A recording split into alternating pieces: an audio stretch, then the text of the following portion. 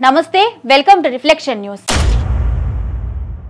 పాకిస్తాన్లోని ఇస్లాంకోట్ ప్రాంతంలో 15-17 ఏళ్ల ఇద్దరు హిందూ బాలికలను చంపడాన్ని ఆంధ్రప్రదేశ్ ఉప ముఖ్యమంత్రి పవన్ కళ్యాణ్ ఖండించారు। పాకిస్తాన్, బంగ్లాదేశ్లో హిందువులు ఎదుర్కొంటున్న దారుణాలపై పవన్ కళ్యాణ్ ఆందోళన వ్యక్తం చేశారు। హేమ, వెంటి అనే బాలికలను ఉరితీసి చంపేశారు। ఈ సంఘటన పాకిస్తాన్ హిందువులలో ఆగ్రహాన్ని రేకెత్తించింది। పాకిస్తాన్లోని మన హిందూ సోదరిమణులు ఇలాంటి దురాగతాలను ఎదుర్కొంటూ ప్రాణాలు కోల్పోవడం చాలా బాధాకరం।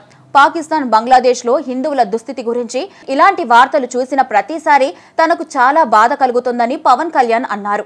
హేమ, వెంటిల ఆత్మశాంతి కోసం కన్నీళ్లతో ప్రార్థిస్తున్నానని ఆంధ్రప్రదేశ్ డిప్యూటీ సీఎం ఎక్స్లో పోస్ట్ చేశారు।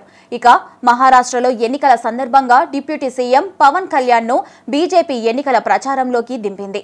ఏపీ, తెలంగాణ ప్రజలు అధికంగా ఉండే నియోజకవర్గాలలో పవన్ కళ్యాణ్ బహిరంగ సభలకు ప్రజలు అధిక సంఖ్యలో హాజరయ్యారు। తనకు తెలంగాణ అంటే ఎంతో ఇష్టమని తెలిపిన పవన్ బండెనక బండి కట్టి 16 బండ్లు కట్టి అంటూ పాటను కూడా పాడారు। తెలంగాణ నుండి ఇక్కడికి వచ్చి స్థిరపడిన ప్రజల గుండెల్లో మరాఠా శౌర్యాన్ని, తెలంగాణ పోరాట స్ఫూర్తిని నింపుకున్నట్లు పవన్ ప్రశంసించారు। కొంతమంది హైదరాబాద్ నుండి వచ్చి మన సమ్మక్క సారక్క జాతరను, బతుకమ్మను అపహాస్యం చేసే ప్రసంగాలను చేస్తున్నారన్నారు। అన్ని మతాలను సమానంగా చూసే సనాతన ధర్మంపై దాడి జరిగితే తాను ఖచ్చితంగా బయటకు వచ్చి పోరాడతానంటూ పవన్ హామీ ఇచ్చారు।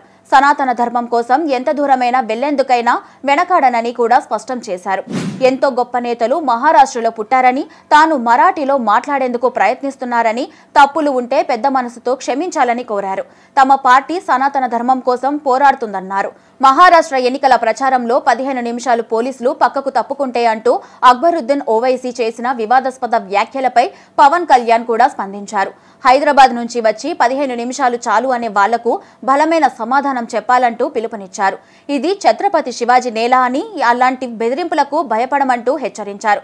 మీరు తల్వారులు పట్టుకొస్తే మేము చేతులు కట్టుకొని కూర్చుంటామా అంటూ ప్రశ్నించారు।